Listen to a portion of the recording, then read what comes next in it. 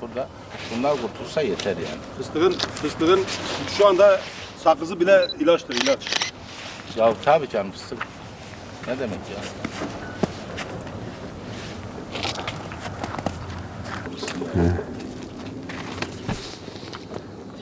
Bunda göz daha fazla başkanım. Bu gözler geçen sene, önceki sene sıcak yaptı ya. Bu şu Ocak'ta bile açacak.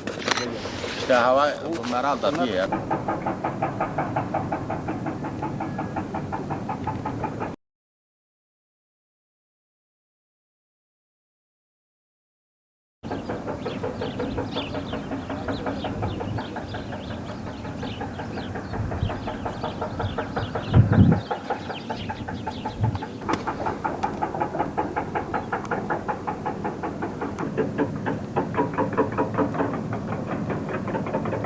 Yine fıstığımız soğuk havalardan dolayı, kardan dolayı erken uyudu. Şu an fıstıklarımız uykudalar. Bunlar gelecek yılın mahsulü. Bu gelecek yılın göz dediğimiz fıstık salkımları. Şimdi şunlar fıstığın gözü. Bu önümüzdeki senenin 2026'nın mahsulü bunlar ürün. Bu seneden belli olur zaten. Bura işte biraz bakım olduğundan göz doğdu yani bu bölgenin serin olması. O taban arazilerde daha çok etkisini gösterdi. Burada ışkın sürmeli ki, kuvvetli olmalı ki bu göz doğa. Öbüründe de şu kadar ışkın sürmüş, bak mesela göz yok. Onun için o taban arazilerde bayağı bir sıkıntı oldu. İnşallah işte bu kar her tarafa da yağdı. Öncelikle size çok teşekkür ederim. Bizi bu karda, kışta da çiftçimizi, üreticimizi unutmadığınız için. Tabii ki biz kuraklıktan çiftçilerimiz çok tedirgindi. Korkuyorduk. Çok şükür 2026'da inşallah bereketli olacak. Bu karın ilk gününde yağması, 2026'nın ilk günde bu karın yağması çok iyi oldu. Tabii ki fıstıkta da zeytinde de bizim bu Gaziantep deyince Antep fıstığı akla gelir. Güneydoğu bölgesi olaraktan bu bölgede de fıstık bölgemiz. Tabii fıstık her yerde olmaz. Buralarda iklimine uygun. Tabii ki kışın don olmalı, kar olmalı ki fıstık şu anda uykuda. Fıstık kuraklıktan dolayı aşırı dengesizlikten, havanın dengesizliğinden geçen sene erken uyanma oldu. Erken uyanma olduktan sonra da bir don oldu. Mahsullarımız gitti.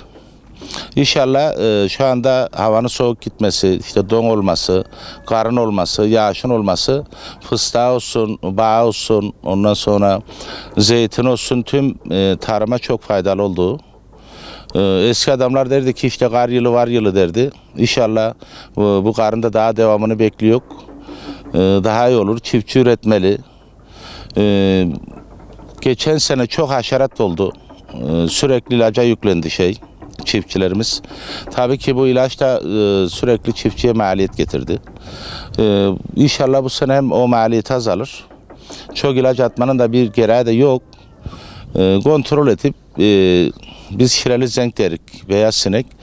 Onu düşürmeden işte olmadan zamanında ilaçlama yapılırsa fıstıklarımızda inşallah bir şey olmaz.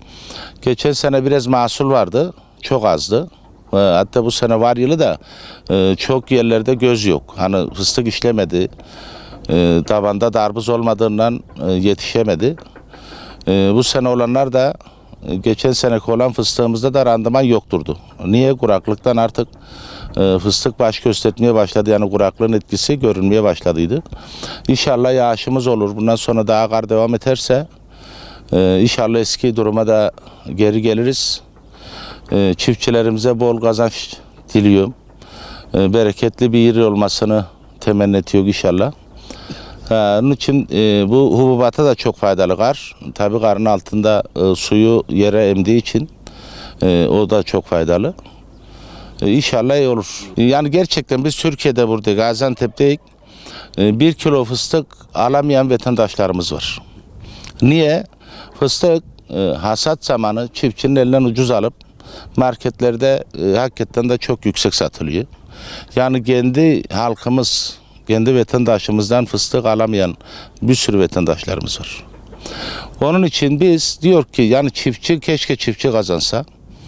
Çiftçi üretir yani çiftçi kazanırsa gidip de bir yerlerde yok ben tatil yapayım şunu alayım bunu alayım diye hiçbir kaygısı yok. İnan ki çiftçi yeter ki para kazansın geri ne olur yatırıma dönüştürür. Kendi arazisine suyunu vurur işte daha çok gübresini atar daha çok emek verir daha çok sürer.